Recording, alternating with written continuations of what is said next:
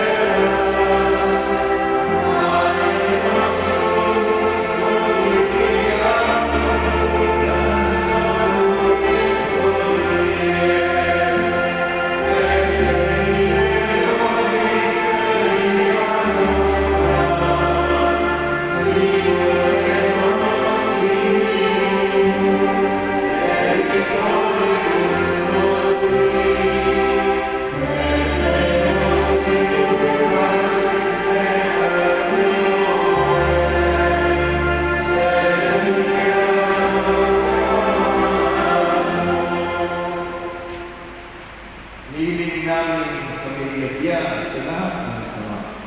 Pagkalooban ng kapayapaan araw-araw, uligtas sa kasalanan at ilayo sa lahat ng kapahamakan. Samantala namin pinananatigan ang dakilang araw ng pagpapahayag ng tagapagligtas namin, si Jesu Cristo.